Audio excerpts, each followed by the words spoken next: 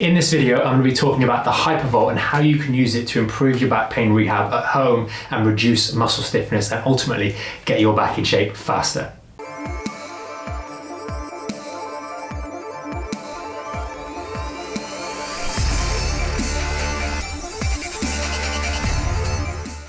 Hey guys, we thought we'd shoot a quick video just explaining how to use the Hypervolt. I know a few of you guys have got one of these more recently, so I thought I'd go through a little run-of-the-mill, what you can expect out of it, a little orientation around the actual machine itself, and also a few tips on how you can use it effectively, both before your workout and just generally. It's something that I use on a daily basis. I use it before I go and work out, and it really can help a number of different bits and pieces. So we'll go through it. First and foremost, you've got the buttons on the back. I'll turn this on briefly while we're doing the video for a short period, but then most of the time I'll just demonstrate without it on because it's easier and maybe a little less noisy. It is pretty quiet though. So you've got the on-off switch at the bottom. We've got the on button here. Now, I think one of the guys in the Back in Shape has found where you get this, I think it's 329. Don't get the Bluetooth version. This is the Hypervolt Plus, but don't get the Bluetooth version. I don't really see the point in having this thing Bluetooth unless it's going to do it for you. So I'd save your money and just get the basic version. This is a really good bit of kit. So you turn it on at the back here. You'll see there's sort of two lights. There's the blue, which is what level you're on, 1, 2, 3, or Wimpy I think was one of the ones used. And then we've got these white lights here, which basically the harder we press, the more they light up. So level 1, 2, 3 again, or no light in terms of the pressure that we're applying. Now when we're doing this, start off on a gentle setting to begin with. Get used to it. There are a few areas that will be rather sore.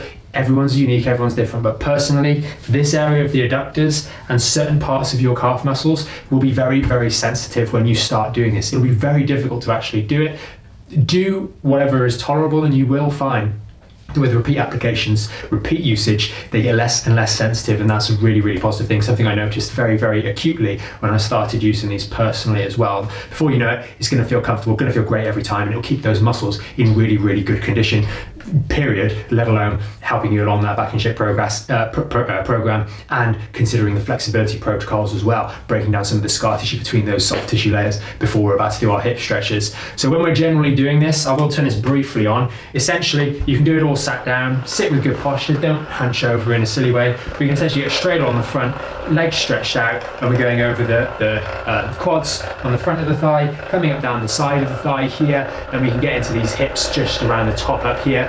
If you go on any bone, like your kneecap, it's just going to bounce and be unpleasant. You won't do it too many times before you realize that's not a good idea. So what I'm saying there is it's difficult to actually hurt yourself with this. So make sure you focus on the soft, squidgy bits and don't go over the bones. But going up and down on the thighs to start with, that's my general routine. I'll come around here, do the adductors a little bit, obviously being delicate in this area, especially if it's very sensitive.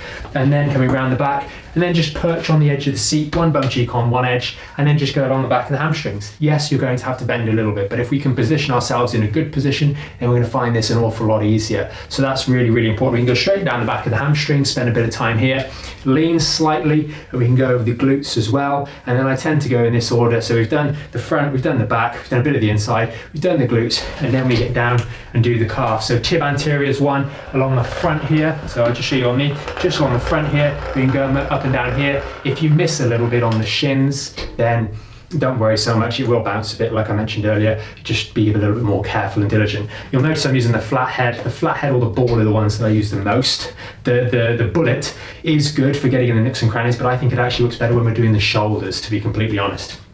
So we've done down on the front of our shin area, and then we're going to do the back of the calves here, and just going up over the meat of the muscle. You'll probably find, I know for me, it's pretty sensitive over this area here quite often. It's feeling okay at the moment because it's in good condition, but I could not do this when I started doing it. Definitely not on some of the higher speeds. And then do a bit of work down the Achilles tendon as well. That's always helpful. Now, a few extra little tips here. One of the nice ones you can do, especially if we've got flat feet or plantar fasciitis, is literally just over the ball of the foot, right on the sole of the foot, right in that arch. Feels quite nice. It's a little bit sensitive and ticklish, but be reasonably firm. That way, if you're too gentle, it's going to feel like you're tickling, and that can be a little bit unbearable. But it is rather pleasant. Just making sure we're working on that arch, and can be a really nice tool just for a few moments, and it'll just help with that area, especially if you've been on maybe a long walk. Just a little blast, and it'll do the job. So typically, I'd say about 5 minutes on each leg should do the job. That includes the glutes up here.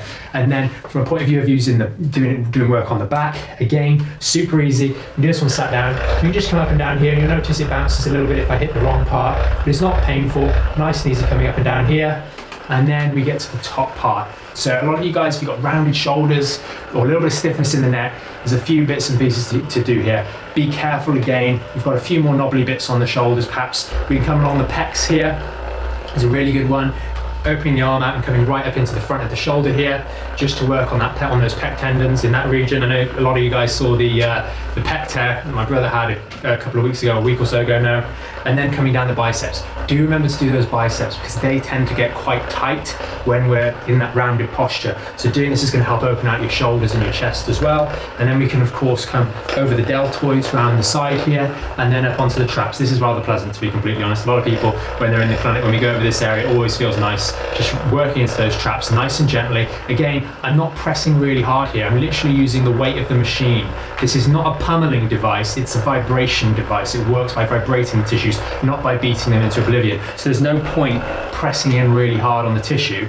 Just knock the vibration up a little bit and it increases the frequency of vibrations, and that does the job. Now, the final area I was going to cover is just a little bit around the neck. We want to be really careful when we're doing this, and maybe for you guys doing it at home, maybe it's one you want to steer away from, but when it's done sensibly, it can be pleasant if we stick at the bottom part of the neck here and just gently going on the side. I would be very cautious around this and maybe have a chat directly before doing and considering those. If we've got any sort of vascular issues or anything like that up in the top part of our neck, we want to be very, very cautious. That's a really, really important one. But gently going along the side of the neck can do the job, and it works on some of these scalene and sternocleidomastoids that are pretty tight. And the final one for you guys that are working in an office all day, every day, epicondyle, or maybe not all day, every day, maybe you're working from home, but we're working on a computer. Epicondylitis is a big one, tennis elbow, golfer's elbow, whichever you want to call it. Obviously it depends which side it is, but using this on the forearm can again be really nice as well. And just away from, don't go on the epicondyle. The epicondyle is the bony bit. That's often where it's most sore. Actually coming away from there and working on the muscle is going to be much, much more effective for you. Again, don't overdo this. The tendency will be that it'll feel very, very nice and you'll overcook it. So just do a bit on the outside and a bit on the inside. Sometimes if you do this right and you'll hit a little bit of a nerve, your fingers will twitch a little bit. So just don't go too close to this area here, but running up and down the meat of the forearm. As long as you stick to the meaty soft bits, you're going to be fine. But you can feel as you go in here, it really does play around with the tendons in your arm, and you can feel it twitching a little bit, which is a bit weird. But that's pretty much it. That's a sort of a whistle-stop tour of this device. Again, it's an awesome device just in terms of listening to it on full steam. This is it on full power, so it is pretty quiet overall. You can still have a conversation. Hopefully you guys can still hear me as you're doing this work on the leg, but it is very, very gentle when done correctly. If we're going to do it over the top and press too hard, we're going to end up creating trouble. Don't overdo it. As I mentioned, for a lot of you guys watching this, if you go for your back pain, then 5 minutes on the leg before you work out can work really nicely to wake up and loosen up those muscles before you do your phase 2 or phase 3 workouts. That's fantastic. And from a relief-based point of view, we have patients in the clinic where sometimes outside of the treatment rooms, they will also use these in those early stages of back pain recovery because it keeps those hips nice and mobile. Remember, when it comes to phase 1 in the early parts of recovery, we want to keep our hips mobile, not worrying about flexibility side of things, but keep them mobile. And these sorts of things can really help you, especially if you're typically stuck at the desk, or you've had a hard workout. Maybe you've been on the horse, for example, tough dressage lesson, or you've been on other activities, walking, those sorts of things, and you're feeling a little bit stiff. These can work fantastically just before you go ahead and do your stretching, because they're really going to break down some of the waste products that are locked up in that area and break down some of the scar tissue as well. It's something we've got a lot of experience with and we've used over the years. So hopefully you found this video helpful. If you've got any questions, post those in the comments below and we'll be sure to answer them. Thanks so much for joining us on today's video. Hopefully you found it packed full of useful information.